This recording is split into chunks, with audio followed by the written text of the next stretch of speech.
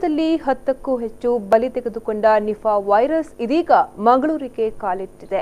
ಮಂಗಳೂರಿನಲ್ಲಿ ಇಬ್ಬರಲ್ಲಿ Nipah virus ಇರುವ ಬಗ್ಗೆ ಶಂಕೆಯಿದ್ದು ಮಂಗಳೂರಿನ ಆಸ್ಪತ್ರೆಯಲ್ಲಿ ದಾಖಲಾಗಿದ್ದಾರೆ. ಇಬ್ಬರ ರಕ್ತ ಮಾದರಿಯನ್ನ ಕೆಎಂಸಿ ಮಣಿಪಾಲಕ್ಕೆ ಕಳುಹಿಸಲಾಗಿತ್ತು. ಇದರ ವರದಿ ನಾಳೆ ಸಂಜೆಯ ಒಳಗೆ ಬರಲಿದೆ. ಅಲ್ಲಿ ಬಂದ ವರದಿಯಲ್ಲಿ ನಿಫಾ ವೈರಸ್ ಇದೆ ಎಂದು ಗೊತ್ತಾದರೆ ಅಲ್ಲಿಂದ ಪೂನಾಗೆ ವರದಿಗೆ ಕಳುಹಿಸಲಾಗುವುದು ಎಂದು ದಕ್ಷಿಣ ಕನ್ನಡ ಜಿಲ್ಲಾ ಆರೋಗ್ಯಾಧಿಕಾರಿ ಡಾಕ್ಟರ್ ರಾಮಕೃಷ್ಣ ರಾವ್ ತಿಳಿಸಿದ್ದಾರೆ. ನಿಫಾ ಕಾಣಿಸಿಕೊಂಡರೆ ಸದ್ಯಕ್ಕೆ ಆಯಾ ರೋಗಕ್ಕೆ ಅನುಗುಣವಾಗಿ ಚಿಕಿತ್ಸೆಯನ್ನ ಮಾಡಲಾಗುವುದು ಎಂದು ಅವರು ತಿಳಿಸಿದ್ದಾರೆ.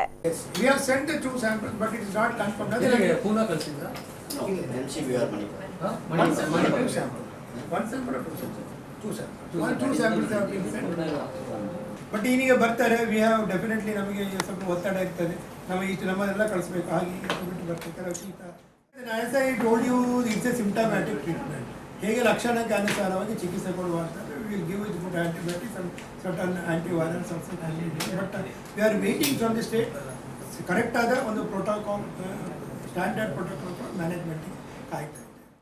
ಒಂದು ವಿಷಯ ನಾನು ಹೇಳಲಿಕ್ಕೆ ಇಷ್ಟಪಡ್ತೇನೆ, ಆಸ್ ಡಾಕ್ಟರ್ ಅಶೋಕ್ ಸರ್, ಬ್ಯಾಟ್ಸಿನಿಂದ infected bats at the hospital sometime ಈ ಪೇರಳ ಇರ್ಬೋದು, ನಾನು ಯಾವ ಹಣ್ಣು ಅಂತ ಹೇಳಲಿಕ್ಕೆ ಇಷ್ಟಪಡ್ತೇನೆ, ಯಾವುದೇ ಹಣ್ಣು ಇರ್ಬೋದು, ಬ್ಯಾಟ್ ತಿನ್ಬೋದಲ್ವಾ.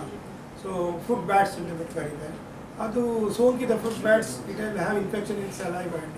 So what happens is half eaten it will fall on the ground.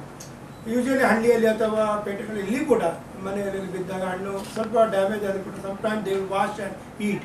It is better such food ಅಂತ ಫ್ರೂಟ್ಸ್ ಅನ್ನು ತಿನ್ನುವುದು ಒಳ್ಳೆಯದಲ್ಲ.